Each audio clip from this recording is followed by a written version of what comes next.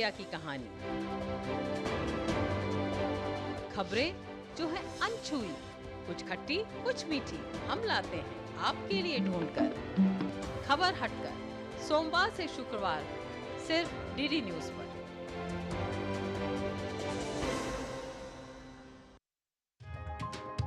चाय की प्याली के साथ खबरों से भरी नई सुबह। देश की राजनीति, आम जन की कहानी, विदेशों की हलचल, कारोबार का गुणा भाग, खेल का मैदान, मनोरंजन और ज्ञान विज्ञान, विरासत और संस्कृति के साथ सेहत की बात और ग्लैमर का तड़का।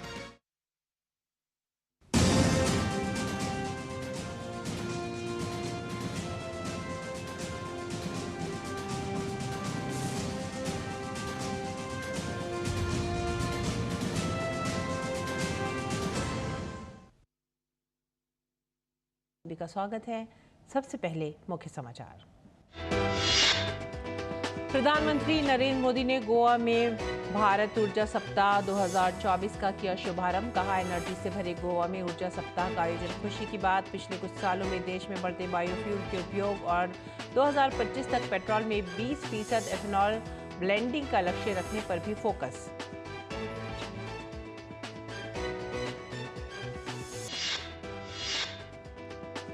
प्रधानमंत्री नरेंद्र मोदी और केंद्रीय ग्रामीण विकास और पंचायती राज मंत्री गिरिराज सिंह के सार्थक प्रयासों से देश में दीनदयाल उपाध्याय राष्ट्रीय ग्रामीण आजीविका मिशन के तहत स्वयं सहायता समूह की 10 करोड़ दीदियां जोड़ने का मंत्रालय ने कीर्तिमान किया स्थापित। केंद्रीय मंत्री गिरिराज सिंह ने कहा कि जल्द ही वो 3 करोड़ लखपति दीदी बनाने का लक्ष्य भी करेंगे हासिल। कृषि क्षेत्र में यूपी सरकार ने वित्त वर्ष 2024-25 के वार्षिक बजट में 5.1% वृद्धि दर का रखा है लक्ष्य। बजट में कृषि क्षेत्र के लिए 3 नई योजनाओं के लिए 460 करोड़ रुपए का भी किया गया है प्रावधान।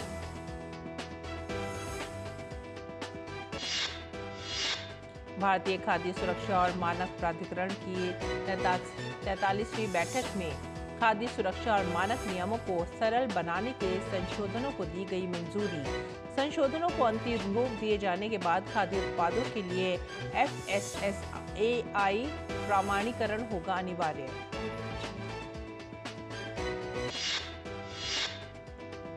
देश में किसानों की आमदनी बढ़ाने के लिए सरकार पशुपालन को दे रही है बढ़ावा। राजस्थान के बूंदी कृषि विज्ञान केंद्र में राष्ट्रीय पशुधन मिशन योजना के अंतर्गत किसानों को दिया गया बकरी पालन पर प्रशिक्षण। बकरी पालन को व्यवसाय के रूप में अपनाकर रोजगार का साधन बनाने की दी गई सलाह।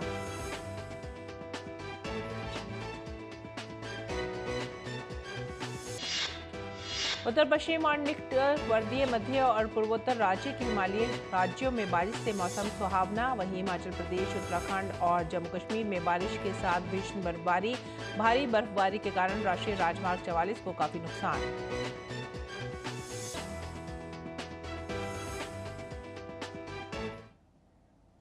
और मुख्य समाचार के बाद खबरें अब विस्तार से। प्रधानमंत्री ने भारत ऊर्जा सप्ताह का उद्घाटन किया। प्रधानमंत्री का ध्यान ऊर्जा आवश्यकताओं में आत्मनिर्भरता हासिल करने पर है। इसी दिशा में 6 से 9 फरवरी तक गोवा में भारत ऊर्जा सप्ताह का आयोजन किया जा रहा है। ये देश के एकमात्र ऊर्जा प्रदर्शनी और सम्मेलन है जो संपूर्ण ऊर्जा मूल्य श्रृंखला को एक मंच प्रदान कर रहा है और भारत के ऊर्जा परागमन लक्ष्यों के लिए उत्प्रेरक के रूप में काम करेगा। भारत ऊर्जा सप्ताह का प्रमुख उद्देश्य स्टार्टअप को प्रोत्साहन और उन्हें ऊर्जा मूल्य श्रृंखला में एकत्रित करना है। इसी दौरान कई देशों के लगभग 17 ऊर्जा मंत्रियों सहित इस क्षेत्र से जुड़े 35,000 से अधिक लोगों की भागीदारी हो रही है।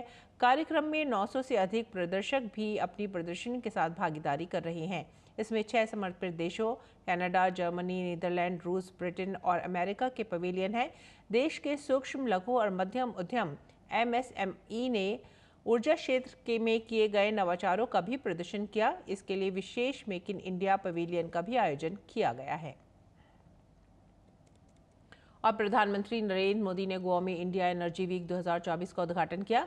कार्यक्रम को संबोधित करते हुए प्रधानमंत्री ने कहा कि पिछले कुछ सालों में भारत में बायोफ्यूल का उपयोग बढ़ा है और भारत ने 2025 तक पेट्रोल में 20% एथेनॉल ब्लेंडिंग का लक्ष्य रखा है।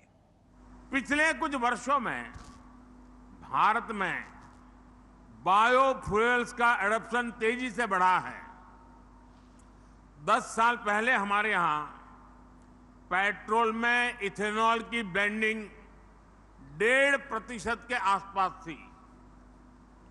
2023 में ये 12% से अधिक हो गई है।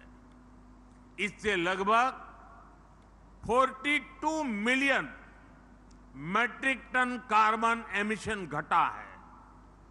हम 2025 तक पेट्रोल में 20% इथेनॉल ब्लेंडिंग करने के लक्ष्य पर काम कर रहे हैं।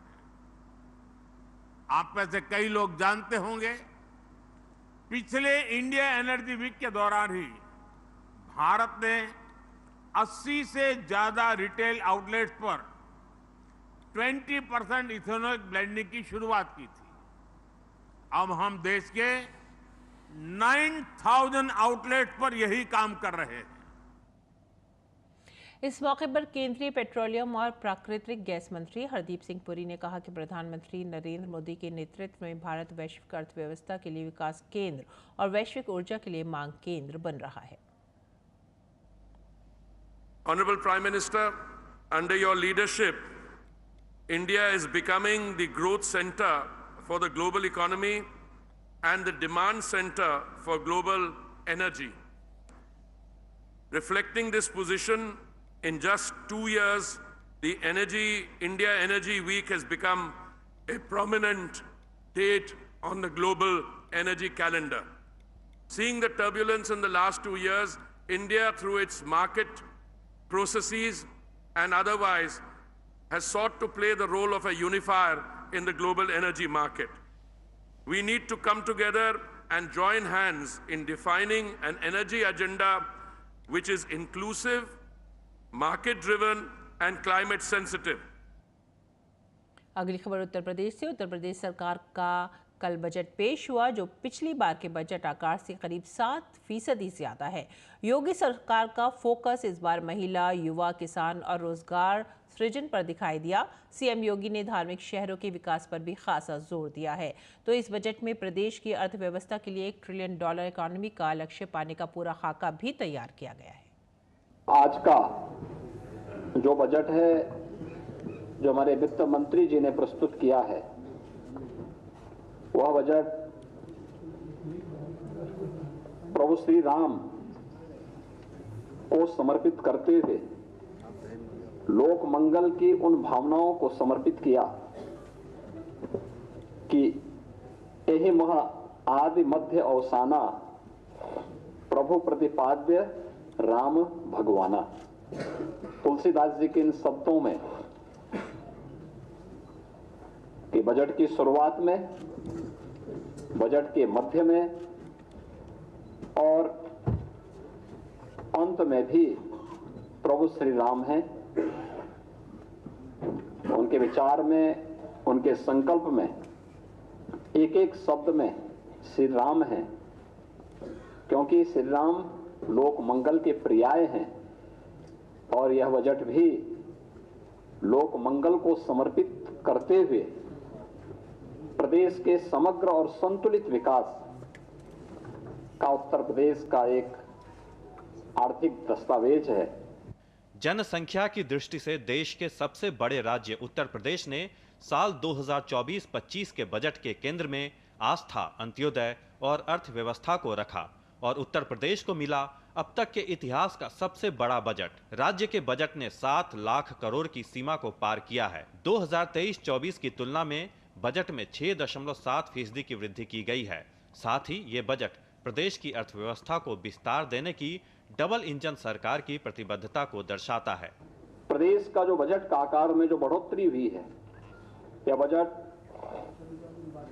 प्रदेश की अर्थव्यवस्था को विस्तार देने की डबल इंजन सरकार की जो प्रतिबद्धता है, आदरणीय प्रधानमंत्री जी का जो विजन है, उनके उस विजन को सबका साथ, सबका विश्वास, सबका विकास और सबका प्रयास, इन सब को समर्पित करते हुए डबल इंजन सरकार की प्रतिबद्धता को भी यह प्रस्तुत करता है। उत्तर प्रदेश विधानसभा में बजट पेश करने से पहले सीएम योगी आदित्यनाथ की अध्यक्षता में कैबिनेट की बैठक हुई। इस बैठक में बजट को मंजूरी दी गई। इसके बाद बजट को विधानसभा में वित्त मंत्री सुरेश खन्ना ने पेश किया। उन्होंने कहा कि ये बजट गरीबों, किसानों, युवाओं और महिलाओं पर केंद्रित है। डार्क जोन में नए निजी नलकूप कनेक्शन देने पर लगे प्रतिबंध को हटा लिया गया है, जिससे लगभग 1 लाख किसानों को सीधा फायदा हुआ। बुंदेलखंड क्षेत्र में एकल रबी फसल की सिंचाई हेतु सीजनल टैरिफ का लाभ एवं अस्थायी विद्युत संयोजन की सुविधा प्रदान की गई। वर्ष 2023-24 में माह अक्टूबर 2023 तक लगभग 37 लाख किसान क्रेडिट कार्ड का वितरण कराया गया। प्रधानमंत्री फसल बीमा योजना के अंतर्गत वर्ष 2022-23 के लगभग 10 लाख बीमित कृषकों को माह अक्टूबर 2023 तक 831 करोड़ रुपए की क्षतिपूर्ति का भुगतान किया गया। गौरतलब है कि उत्तर प्रदेश रेवेन्यू सरप्लस राज्य है, जिसका मतलब हुआ कि राज्य के खर्चे से ज्यादा राज्य की आमदनी है। हाल ही में राज्य से होने वाला निर्यात 3 गुना बढ़ चुका है। देश के जीडीपी में उत्तर प्रदेश का योगदान 8% है और राज्य सरकार का दावा है कि ये हिस्सेदारी बढ़कर 16% होगी और उत्तर प्रदेश जल्द ही $1 ट्रिलियन इकोनॉमी बनेगा। इसके लिए राज्य ने काशी, मथुरा, अयोध्या धाम, विंध्य कॉरिडोर, राम वन पथ गमन परियोजना जैसे आध्यात्मिक पर्यटन के केंद्रों के साथ साथ एक जिला एक उत्पाद और पीएम विश्वकर्मा योजना जैसी परियोजनाओं पर खासा ध्यान दिया है। ब्यूरो इनपुट्स के साथ विकास सिंह की रिपोर्ट, डीडी न्यूज।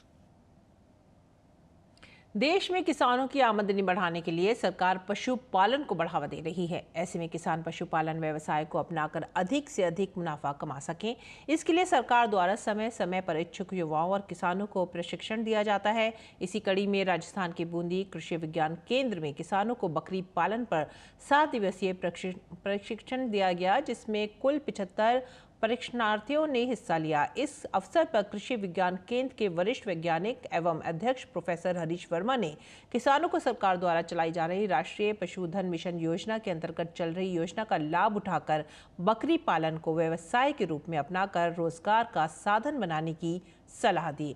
प्रशिक्षण के दौरान पशुपालक परीक्षणार्थियों को बकरी में होने वाले रोगों की रोकथाम, बकरी की उत्तम नस्लें, गर्भावस्था के दौरान देखभाल, बकरियों में आहार व्यवस्था, बकरी का आवास, बकरियों के लिए आहार व चारा प्रबंधन, टीकाकरण, चारे के लिए वृक्षारोपण, वर्ष भर चारा उत्पादन और पशु आहार बनाने के बारे में भी जानकारी दी गई।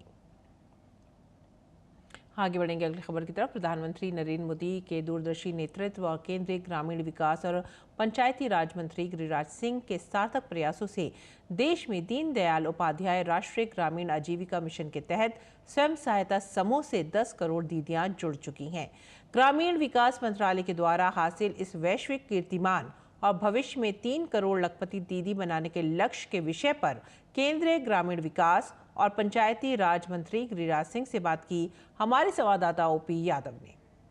प्रधानमंत्री नरेंद्र मोदी के कुशल नेतृत्व में ग्रामीण विकास मंत्रालय लगातार गांवों के आर्थिक तरक्की और उन्नयन के लिए काम कर रहा है और इसी क्रम में ग्रामीण आबादी में रहने वाली महिलाओं को आर्थिक रूप से सशक्त और मजबूत बनाने के लिए केंद्रीय ग्रामीण विकास मंत्री गिरिराज सिंह लगातार काम कर रहे हैं और इनके मिशन मोड पर काम करने की वजह से आज दीनदयाल उपाध्याय राष्ट्रीय ग्रामीण आजीविका मिशन से महिलाएं तकरीबन 10 करोड़ जुड़ चुकी है और यह देश में न केवल कीर्तिमान है बल्कि मंत्रालय के लिए बेहतरीन उपलब्धि भी है। अभी इसी विषय पर बात करने के लिए हमारे साथ मौजूद है केंद्रीय ग्रामीण विकास और पंचायती राज मंत्री गिरिराज सिंह।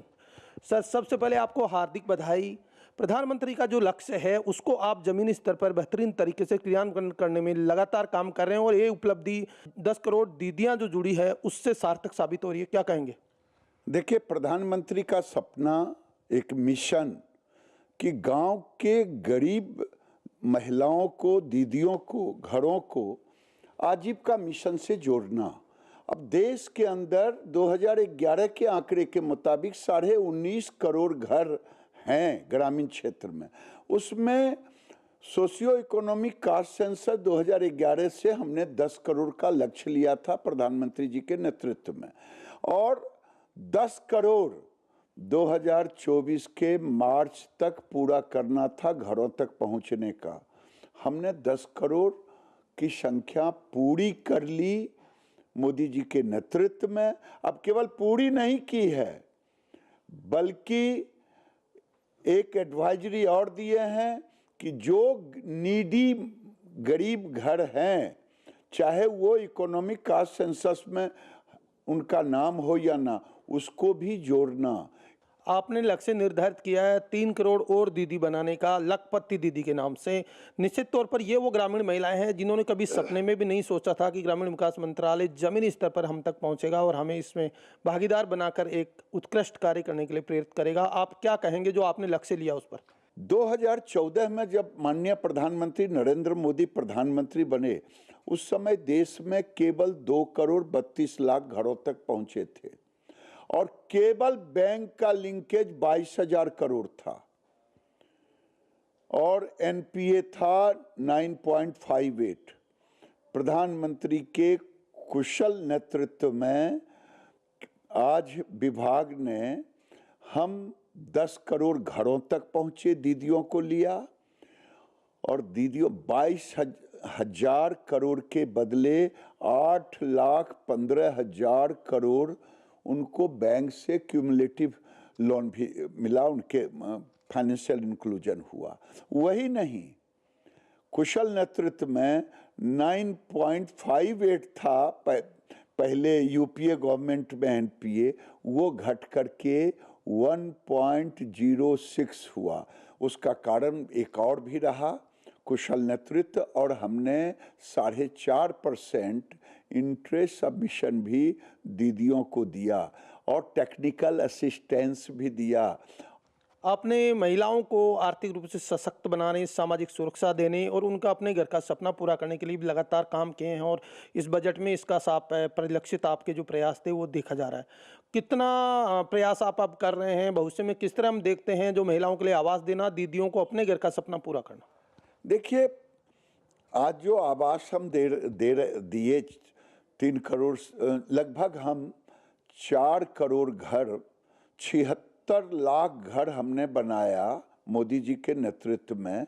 जो इंदिरा आवास 30 साल से चलता था, अधूरा था, तो 76 लाख वो घर बनाया। 3 करोड़ घर अभी मैंने आवंटित किया, अब 2 करोड़ घर अभी और प्रधानमंत्री जी ने दी है, और ये सब के सब तो दीदी को ही लाखपति बनाया हूँ। घरों को देकर केवल घर नहीं दिया हूँ, उनको शौचालय भी दिया, उनको उसके साथ गैस सिलेंडर भी दिया, बिजली भी दिया, और प्रधानमंत्री ने खाना बनाने के लिए अनाज भी दिया। ये महिलाओं के सशक्तिकरण का जिसका परिणाम स्वरूप हुआ है कि आज 25 करोड़ गरीब गरीबी रेखा से ऊपर आ पाए। पंचायतों के आर्थिक सशक्तिकरण के साथ महिलाओं के विकास के लिए आप लगातार काम कर रहे हैं और ये ग्रामीण भारत की आबादी में हम जाते हैं तो देखने को भी मिलता है। तो पंचायतों को सशक्तिकरण के लिए अब और क्या प्रयास भविष्य में किए जाने चाहिए? अब देखिए, पंचायतों को सशक्तिकरण के लिए एक तो निर्वाचित लोगों को ट्रेनिंग दे रहे हैं। पहले 25-26 लाख ट्रेनिंग हुआ था, अभी मैं 3 करोड़ लोगों को, क्योंकि 31 लाख पंचायत हैं, तो हम ट्रेन कर रहे हैं। वित्त आयोग के पैसे से संपोषित कर रहे हैं। 10 गुना अधिक पैसा दिया यूपीए सरकार बनाम एनडीए सरकार। आपने पंचायतों और ग्रामीण आबादी को मजबूती और आर्थिक आधार प्रदान कराने के लिए मेड पर पेड़ और कैक्टस जैसे औषधीय पौधे लगाने की पिछले साल पहल की थी और हम देख रहे हैं आप गांव में इसका बड़ा तेजी से प्रचार प्रसार हो रहा है और लोग इसमें रुचि भी ले रहे हैं। तो इस मिशन को लेकर हम आगे किस तरह और नवाचार देखते हैं, क्योंकि गिरिराज सिंह हमेशा नवाचारों और किसानों को न्याय के लिए जाने जाते हैं। देखिए, पहले कोई जो 10 साल पहले प्लांट कितने लगे वो तो कागज पर है, लेकिन जमीन पर है कि नहीं इसका कोई जियो टैगिंग नहीं था। हमने इसको 16 में जियो टैगिंग शुरू किया और एक एक पेड़ का भी एक एक एसेट का जियो टैगिंग जो भी बन रहा है वो आज आप गूगल से भी देख लें और हमारे अंक से भी देख लें। दूसरा, हमने किसानों के लिए खास करके मैंने कर दिया है कि क्वालिटी प्लांट, वो फलदार पेड़ लगाना चाहें तो 200 पेड़ तक लगाएं अपने ज़मीन पर, और उसके पोषण का काम भी जॉब कार्ड होल्डर हैं तो जॉब उनको मिले। तो ये केंद्रीय ग्रामीण विकास एवं पंचायती राज मंत्री गिरिराज सिंह, जिनका मानना है कि मंत्रालय की सार्थक पहल से NRML के जरिए सेल्फ हेल्प ग्रुप की 10 करोड़ दीदियां जुड़ना न केवल मंत्रालय के एक कीर्तिमान है, बल्कि भविष्य में 3 करोड़ लखपति दीदियां बनाकर ग्रामीण आबादी में रहने वाली महिलाओं को आर्थिक स्वाभिमान और सम्मान के साथ राष्ट्र विकास में जोड़ने का एक मिशन है। मेरे सहयोगी कैमरामैन विश्व बंधु और श्रीनिवास के साथ मैं OP Yadav, DD news, Delhi.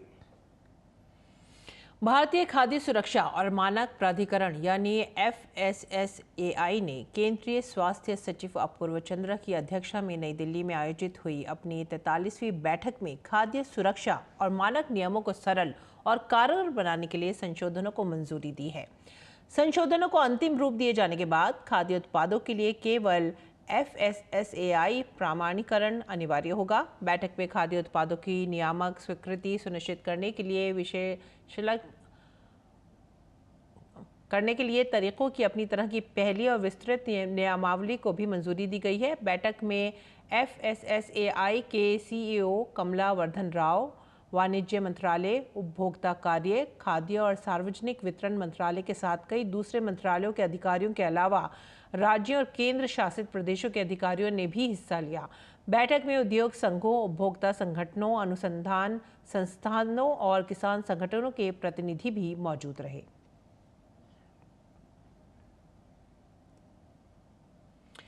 और आइए बात करते हैं मौसम की। उत्तर पश्चिम और निकटवर्ती मध्य और पूर्वोत्तर भारत के हिमालयी राज्यों में सोमवार को भी बारिश का दौर जारी रहा।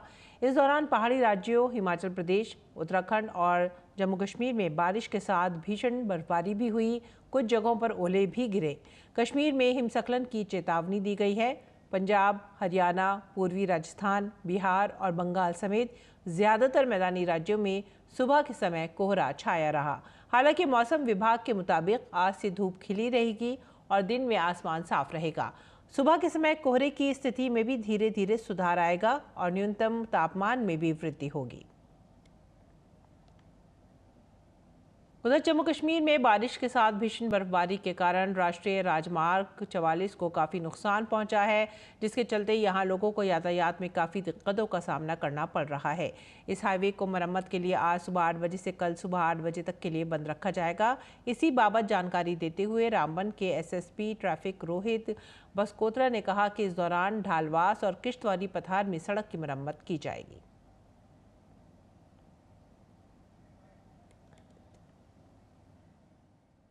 दिनों से जो भारी बर्फबारी और बारिश हुई है, उसमें हाईवे के कुछ हिस्सों में नुकसान पहुंचा है। उसी के तहत national highway authority of India ने एक ऑफिशियल कम्युनिकेशन किया है डिस्ट्रिक्ट मजिस्ट्रेट से कि हमें 24 घंटे का हॉलिडे दिया जाए, जो कल सुबह 8 बजे से स्टार्ट होगा, यानी कि 6 तारीख की सुबह 8 बजे से लेकर 7 तारीख की सुबह 8 बजे तक वो चलेगा, कुल 24 घंटे के लिए। और उस हॉलिडे के समय के दौरान वो डलवास में और किश्तवाड़ी पत्थर में जो रोड को नुकसान हुआ है उसकी भरपाई करेंगे और रोड को रिस्टोर करेंगे, ताकि कम्यूनिटीज इसको फ्रीली और सेफली ट्रैवल कर पाए। रुख करेंगे उत्तराखंड का। आधुनिक तकनीक की मदद से उत्तराखंड के पर्वतीय क्षेत्रों में स्वास्थ्य सुविधाओं को बेहतर बनाने का लगातार प्रयास किया जा रहा है और इसी कड़ी में अखिल भारतीय आयुर्विज्ञान संस्थान एम्स ऋषिकेश ने ड्रोन मेडिकल सेवा भी शुरू कर दी है। इसके जरिए पर्वतीय क्षेत्रों में जरूरी दवाइयां और वैक्सीन समेत अन्य मेडिकल सामग्री बेहद कम समय में पहुंचाई जा सकती है। आपदा के लिहाज से संवेदनशील राज्य में ड्रोन मेडिकल सेवा गंभीर रोगियों के लिए बेहद महत्वपूर्ण साबित होगी। पेश है ये खास रिपोर्ट। ऋषिकेश एम्स नियमित ड्रोन मेडिकल सेवा शुरू करने वाला देश का पहला चिकित्सा संस्थान बन गया है। इसकी मदद से उत्तराखंड के दूरस्थ पहाड़ी क्षेत्रों में आपात स्थिति में गंभीर बीमारी की दवाएं या दुर्घटना में गंभीर घायल व्यक्ति के इलाज के लिए ब्लड कंपोनेंट कुछ ही देर में पहुंचाया जा सकेगा।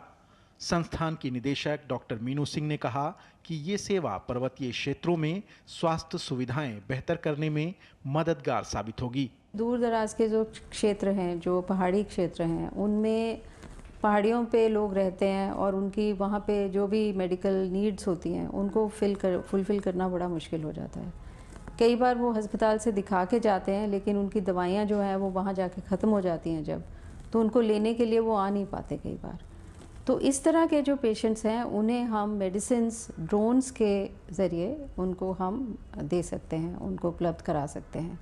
ड्रोन सेवा शुरू करने से पहले एम्स प्रशासन ने पिछले वर्ष इसका ट्रायल किया। इस ट्रायल की शुरुआत उत्तराखंड के टिहरी जिले के सामुदायिक स्वास्थ्य केंद्र से की गई। राज्य के पौड़ी और उत्तरकाशी में भी ड्रोन की मदद से सेवाएं पहुंचाई जा चुकी हैं। ऋषिकेश एम्स की ड्रोन सेवा 50 किलोमीटर की एरियल दूरी कवर कर सकती है। समय के साथ इसका विस्तार किया जाएगा। अभी 1 फरवरी से हमारी रेगुलर सर्विस ड्रोन्स की शुरू हो गई है, जिससे हम डिफरेंट जो हमारे CHC, PHC या आरोग्य मंदिर जो हैं वहाँ पे हम दवाई पहुँचा सकेंगे। और सिर्फ दवाई ही नहीं इससे जाती है, इससे कुछ भी जा सकता है। जैसे वैक्सीन है, कोई वैक्सीन की कहीं पे ज़रूरत है तो उसको प्रॉपर मतलब स्टोर करके उसकी प्रॉपर टेम्परेचर मेंटेन करके उसका जो ड्रोन का जो पार्ट होता है जिसमें पेलोड जाता है उसमें डाल के दे सकते हैं। पहाड़ी गांव के स्वास्थ्य केंद्रों में ड्रोन से सामान उतारने, चढ़ाने और संचालन में महिलाओं की अहम भूमिका होगी। इसके लिए स्वयं सहायता समूहों से जुड़ी महिलाओं को प्रशिक्षण दिया गया है, जिन्हें नमो ड्रोन दीदी का नाम दिया गया है। सेल्फ हेल्प ग्रुप से कई लेडीज़ की ट्रेनिंग हुई है, जिनको हम ड्रोन दीदी कह रहे हैं। इनको हमने ट्रेन करा लिया है। इनका स्पेशली एक स्पेशल प्रोग्राम के अंडर गुड़गांव में इनका ट्रेनिंग हुआ था, और ये फिर वहाँ पे उसको ड्रोन को खाली करेंगी या उसमें से सामान निकालेंगी और उसको आगे भी डिलीवर कर देंगी। जैसे मान लीजिए CHC से किसी पेशेंट को देना है, क्योंकि वो उसी कम्युनिटी से होंगे, उनको पता होगा वहाँ के लोगों का। जल्द ही उधम सिंह नगर के किच्छा में ऋषिकेश एम्स का कैंपस बनकर तैयार हो जाएगा। इसके बाद कुमाऊं के जिलों को भी ड्रोन मेडिकल सेवा से जोड़ा जाएगा। ब्यूरो रिपोर्ट, दूरदर्शन समाचार, देहरादून। और आइए अब बात करते हैं मौसमी खेती की। किसान इस मौसम में कैसे रख सकते हैं अपनी खेती का ख्याल, देखते हैं।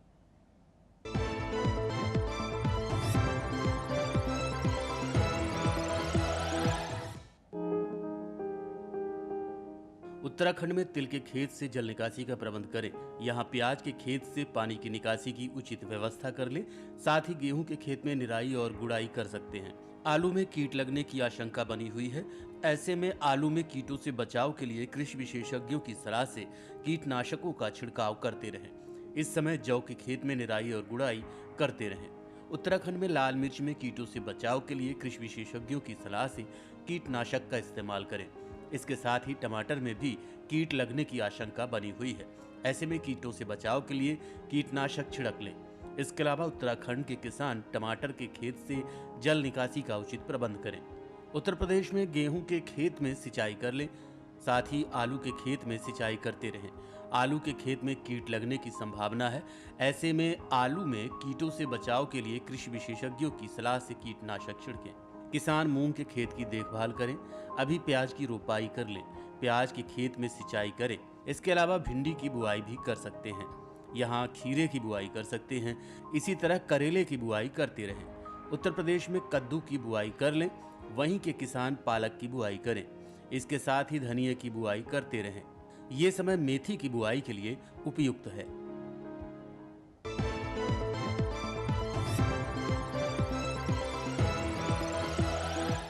अब बात करेंगे खास खबर की।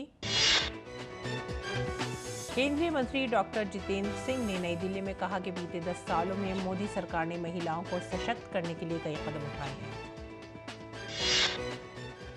संसदीय कार्य राज्य मंत्री अर्जुन राम मेघवाल ने कांग्रेस की तरफ से गैर भाजपा शासित राज्यों के साथ भेदभाव के आरोप पर जवाब देते हुए कहा कि मोदी सरकार किसी राज्य के साथ कोई भेदभाव नहीं करती है। दक्षिण हो या उत्तर, किसी भी राज्य के साथ कोई अनदेखी नहीं की जा रही है। भारतीय जनता पार्टी के अध्यक्ष जगत प्रकाश नड्डा ने आज सुबह भारत के पूर्व उपराष्ट्रपति एम वेंकैया नायडू से उनके आवास पर मुलाकात करके उन्हें पद्म विभूषण से सम्मानित होने पर बधाई दी। केंद्रीय मंत्री हरदीप सिंह पुरी ने कहा कि पीएम मोदी के नेतृत्व में भारत वैश्विक अर्थव्यवस्था के लिए विकास केंद्र और वैश्विक ऊर्जा के लिए मांग केंद्र बन रहा है। इस स्थिति को दर्शाते हुए केवल 2 वर्षों में एनर्जी इंडिया एनर्जी वीक वैश्विक ऊर्जा कैलेंडर पर एक प्रमुख तारीख बन गया है। मध्य प्रदेश की 12वीं बोर्ड की परीक्षाएं शुरू हो गई हैं। परीक्षा में 7 लाख से ज्यादा छात्र शामिल हैं। राज्य में परीक्षाओं के सुचारू संचालन के लिए 3600 से अधिक परीक्षा केंद्र स्थापित किए गए हैं। नई दिल्ली में 9 फरवरी से 2 दिवसीय सुशासन महोत्सव का आयोजन हो रहा है। इस महोत्सव में भाजपा के राष्ट्रीय अध्यक्ष जेपी नड्डा सहित कई राज्यों के मुख्यमंत्रियों के साथ केंद्रीय मंत्री मनसुख मांडविया और जम्मू कश्मीर के उपराज्यपाल मनोज सिन्हा भी शामिल होंगे। रामलला की प्रतिष्ठा के बाद से ही भक्तों का सैलाब रामनगरी में अपने इष्ट के दर्शन के लिए लगातार उमड़ रहा है। इसी कड़ी में अरुणाचल प्रदेश के मुख्यमंत्री पेमा खांडू अपने कैबिनेट के साथ अयोध्या रामलला के दर्शन करने पहुंचे। इसी के साथ ही आप हमारी पूरी टीम को दीजिए आज्ञा। नमस्कार।